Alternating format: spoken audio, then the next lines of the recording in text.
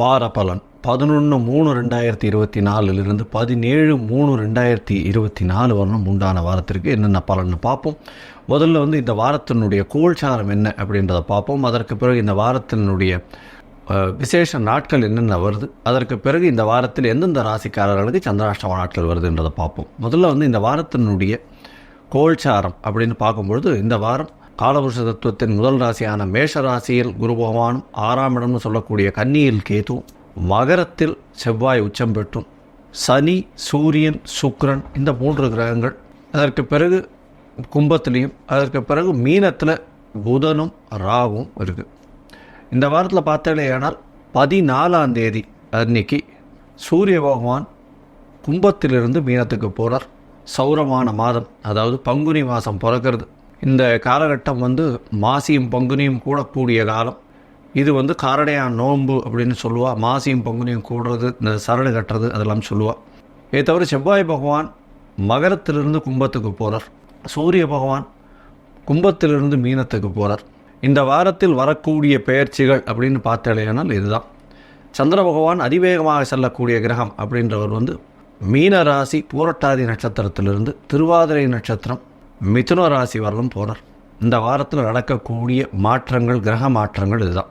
இந்த வாரத்தில் வரக்கூடிய விசேஷ நாட்கள் அப்படின்னு பார்த்தாலேயானால் 13ஆம் தேதி, அதாவது 13/3/2024 மாசி மாதத்தின் கடைசி நாள் சதுர்த்தி, சுக்லபட்ச சதுர்த்தி. அதனால் வர சதுர்த்தி அப்படின்னு பேர். இந்த வர சதுர்த்தியில் எனக்கு என்னென்ன வேணுமோ அதை கொடுங்கள் பிள்ளையார்கிட்ட கேட்டிங்கன்னா அது எல்லாமே கிடைக்கும். அதனால் வர சதுர்த்தி ரொம்பவும் விசேஷம். விநாயகப் பெருமானை 9 முறை சுற்றிட்டு வர்றதும், அவருக்கு ஒரு தேங்காய் உடைக்கிறதும், 9 முறை தோப்பு கரணம் போட்டுட்டு வர்றதும் நல்ல ஒரு ஏற்றத்தையும் மாற்றத்தையும், நீங்கள் நினைத்த விஷயங்கள் எல்லாத்தையும் அச்சீவ் பண்ணக்கூடிய வாய்ப்புகள் மிகவும் உண்டு. உங்களுடைய ராசிக்கு இதை பொதுவாகவே பார்த்தீங்கன்னா, இந்த ராசிக்காரர்கள் எந்த ராசிக்காரர்களாக இருந்தாலும் இந்த வர சதுர்த்தியை கொண்டாடுறது ரொம்பவும் நல்லது. 14ஆம் தேதி பங்குனி மாதம் பிறக்கிறது. மாசி பங்குனி கூடும் நேரம். இது காரடையார் நோன்புன்னு சொல்லுவாள். இதனுடைய விசேஷம் என்ன அப்படின்னா, திருமணம் ஆன பெண்களுக்கு அதாவது தாலி பாக்கியம் நல்லபடியாக இருக்கணும் அப்படின்னு சொல்லி அந்த சாவித்திரி கதை சொல்லுவாள். சத்யவான் சாவித்திரி கதை சொல்லுவாள். அவர் யமதர்மராஜினியே சாவித்திரி போய் பிடிச்சி அவருடைய இதுவை மீட்டு கொண்டு வந்ததாக சரித்திரம் சொல்கிறது. இந்த காரடையார் நோன்பு ரொம்பவும் விசேஷம். எல்லோரும் அந்த காரடையார் நோன்பு எப்போ கயிறு கட்டிக்கணும், அதாவது இந்த கயிறு கட்டிக்கணும், நோன்பு கயிறு கட்டிக்கணும் அப்படின்றத பக்கத்தில் இருக்கக்கூடிய உங்களுடைய பக்கத்தில் இருக்கக்கூடிய கோவிலில் இருக்கக்கூடிய அர்ச்சகரையோ இல்லை ஜோதிடர்களையோ பார்த்து கேட்டு தெரிஞ்சுட்டு நல்ல ஹோரைகள், சுப ஹோரைகள், அதுவும் வியாழக்கிழமை பிறகுறது இந்த வாட்டி சுப ஹோரைகளில் பண்ணிக்கிறது ரொம்பவும் நல்லது. இந்த வாரத்தில் பார்த்தாலேனா 15ஆம் தேதி சஷ்டி விரதம். சஷ்டியில் விரதம் இருந்தால் அகப்பையில் வரும் அப்படின்னு சொல்லுவாங்க. குழந்தை பிராப்தி இல்லாதவர்களுக்கு குழந்தை பிராப்திக்காக விரதம் இருக்கிறது அப்படின்றது ரொம்பவும் முக்கியம். சஷ்டியில் விரதம் இருக்கிறதன் மூலியமாக குழந்தை பிராப்தி ஏற்படக்கூடிய பாக்கியம் உண்டு. இதை தவிர சஷ்டியில் விரதம் இருக்கிறதன் மூலியமாக எதிரிகள் அற்ற நிலை இருக்கக்கூடிய காலகட்டமாக அமையும். இது ஒரு பெரிய ஏற்றத்தை கொடுக்கக்கூடிய நாள். முருகப்பெருமானுடைய அறுவடை வீடுகள்லையும் எல்லாமே ரொம்பவும் விசேஷமாக இருக்கும். எல்லா முருகன் கோவிலையும் ரொம்ப விசேஷம் இருக்கும். கந்த சஷ்டி கவசம் இன்றைக்கி படிக்கிறது ரொம்பவும் நல்லது. அதாவது சஷ்டி அன்னைக்கு ரொம்பவும் நல்லது.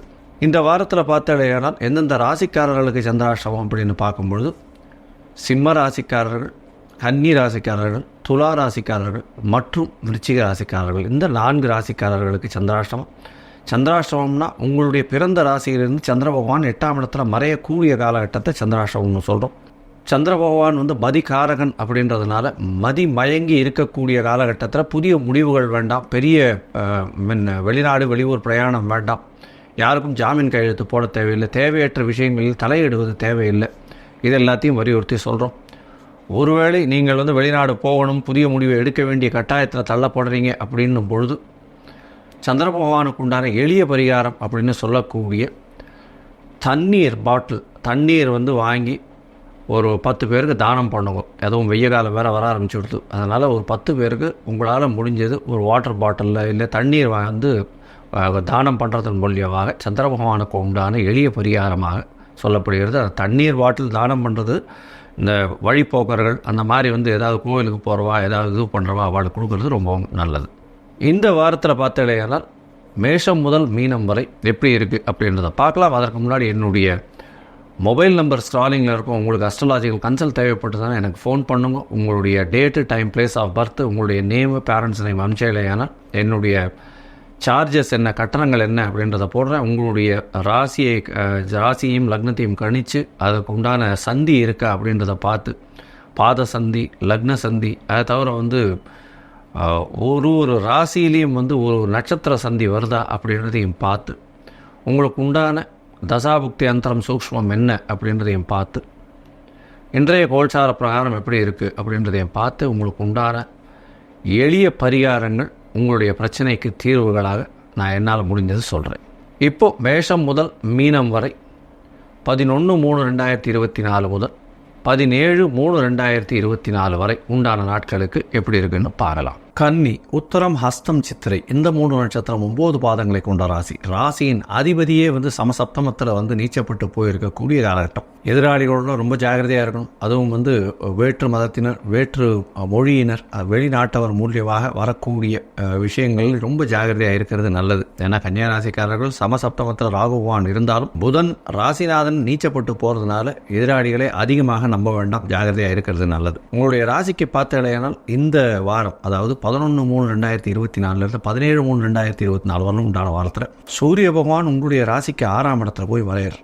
6ஆம் இடத்தில் மறைந்திருந்தாலும் சூரிய பகவான் இந்த வாரம் பார்த்தடையானால் உங்களுக்கு 12ஆம் அதிபதி 6ஆம் இடத்துல மறையிறதுனால வெளிநாடு போகக்கூடிய யோகம் வரும். வெளிநாட்டிலிருந்து நல்ல பொருட்கள் வரக்கூடிய வாய்ப்பு, புதுசாக வேலை கிடைக்கக்கூடிய வாய்ப்பு, வேலையில் ப்ரமோஷன் கிடைக்கக்கூடிய வாய்ப்புகள் நிச்சயமாக இருக்கும். உங்களுக்கு எதிரிகள் அற்ற நிலை இருக்கக்கூடிய காலகட்டம். ஏன்னா சனி பகவான் 6ஆம் இடத்துல இருக்க, அதை தவிர சுக்கிர பகவானும் குடும்பாதிபதினு சொல்லக்கூடியவரும் 6ஆம் இடத்துல இருக்கிறது. பணத்திற்கு பஞ்சம் இருக்காது. ஏன்னா பணத்தின் அதிபதி அப்படின்னு சொல்லக்கூடியவர், அதாவது 2ஆம் இடத்தின் தனக்காரகன் அப்படின்னு சொல்லக்கூடியவர், தனஸ்தான அதிபதினு சொல்லக்கூடியவர் 6ஆம் இடத்துல இருக்கிறதுனால பணம் எப்பொழுதும் எப்படியும் வந்துட்டே இருக்கும். கடன் வாங்கியாவது பணம் உங்கள் கையில் இருந்துகிட்டே இருக்கும், கவலைப்பட தேவையில்லை. உங்களுடைய ராசிக்கு பார்த்தலையானால் செவ்வாய் பகவான், அதாவது உங்களுடைய ராசியின் 3, 8 அதிபதி 5ஆம் இடத்திலிருந்து 6ஆம் இடம் போகிறார். அவரும் 6ஆம் இடம் போகிறது ரொம்ப விசேஷம். ஏன்னா 8ஆம் அதிபதி 6ஆம் இடத்துல இருக்கிறதும் 3ஆம் அதிபதி 6ஆம் இடத்துல இருக்கிறதும் ரொம்ப விசேஷம். ஒரு மறைவு ஸ்தானாதிபதி இன்னொரு மறைவு ஸ்தானத்தில் போய் இருக்கிறது ரொம்பவும் ஏற்றம். அதன் மூலியமாக எந்த ஒரு விஷயத்தையும் நீங்கள் எடுத்து செய்யும் பொழுது அதில் வெற்றி மட்டுமே உங்களுக்கு நிச்சயமாக கிடைக்கும். கவலைப்பட தேவையே இல்லை.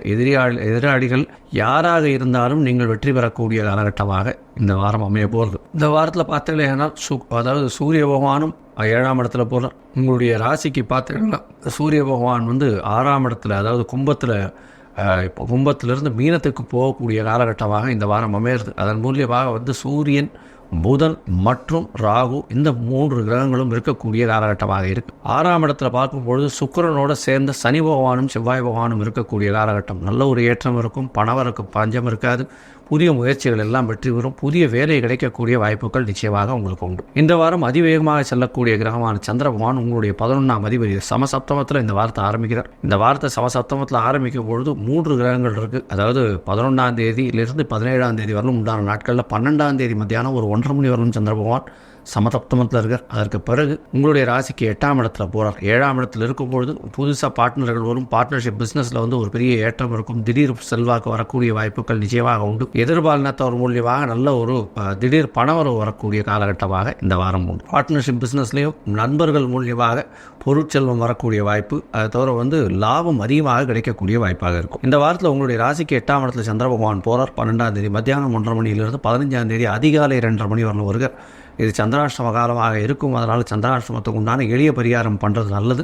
ஏன்னா 11ஆம் அதிபதி 8ஆம் இடத்தில் மறைந்திருக்கிறது உங்களுக்கு பொறுத்தவரைக்கும் நல்லதாக இருக்கும். ஏன்னா மறைந்த இடத்துலேருந்து திடீர் பொருள் செல்வம் வரக்கூடிய வாய்ப்புகள் உண்டு. ஷேரு, ரேஸு இந்த மாதிரியான விஷயங்கள் எதிர்பாராத இடத்துலேருந்து திடீர்னு பணம் வரக்கூடிய வாய்ப்புகள் நிச்சயமாக இருக்கும். உங்களுடைய ராசிக்கு 9ஆம் இடத்துல சந்திர பகவான் போகிறார். ஏன்னா 9ஆம் இடத்துல போகும்போது 11ஆம் அதிபதி அப்படின்னு சொல்லக்கூடிய 11க்கு 11 இருக்கிறது பெரிய விசேஷம். இதன் மூலியமாக நீங்கள் நினைத்த காரியங்கள் அனைத்தும் நடக்கும். வெளிநாட்டுக்கு போகணும்னு பார்த்துட்டு இருந்தீங்களே, ஆனால் அதாவது படிக்கக்கூடிய மாணவர்கள் வெளிநாட்டுக்குன்னு பார்த்துட்டு இருந்தாங்கன்னா கண்டிப்பாக வெளிநாடு போகக்கூடிய பாக்கியம் நிச்சயமாக உண்டு. இந்த வாரத்தில் பார்த்தாலேயானால் 9ஆம் இடத்துல சந்திர பகவான் உச்சம் பெற்று போகிறதுனால பார்ட்னர்ஷிப் பிஸ்னஸும் சரி, சொந்த தொழிலையும் சரி பெரிய ஏற்றம் கிடைக்கக்கூடிய காலகட்டமாக இந்த வாரம் அமைகிறது. உங்களுடைய ராசிக்கு பார்த்தாலும் 10ஆம் இடத்துல சந்திர பகவான் போகிறார். அது 17ஆம் தேதி கார்த்தால 9:30 மணியிலிருந்து உங்களுக்கு சந்திர பகவான் 10ஆம் இடத்துல போயிருக்கார். இந்த காலகட்டத்தில் உங்களுக்கு அதாவது 11ஆம் அதிபதி 11க்கு 12ஆம் இடத்துல இருக்கிறதுனால தொழிலில் நல்ல ஏற்றம் இருந்தாலும் பண வரவிற்கு லாபத்தில் சற்று சறுக்கல் இருக்கக்கூடிய காலகட்டமாக இருக்கும். மொத்தத்தில் பார்த்தாலேனா இந்த கன்னியா ராசிக்காரர்கள் நல்ல ஏற்றமான வாரமாக இந்த வாரம் அமைய போகிறது. இந்த வாரத்தில் நீங்கள் அருகில் இருக்கக்கூடிய செட்டி புண்ணியம் போயிட்டு அங்கே ஏலக்காய் மாலை வாங்கி போடுங்க. ஸ்டூடெண்ட்ஸ் படிக்கிற பசங்க, பரீட்சை எழுதுகிற பசங்க, அதுவும் இப்போ காம்படேட்டிவ் எக்ஸாம்ஸ்லாம் வருது, +2 10th மார்க்ஸ் எல்லாம் எக்ஸாம்ஸ் வந்துகிட்டே இருக்குது. இவாளுக்கெல்லாம் கம்பல்சரியாக நீங்கள் போய் அந்த செட்டி புண்ணியம் போய் ஏலக்காய் மாலை போட்டு வர்றதன் மூலியமாக இந்த வாரம் உங்களுக்கு ஒரு பெரிய ஏற்றத்தையும் மாற்றத்தையும் உங்களுக்கு கொடுத்தே தீரும்.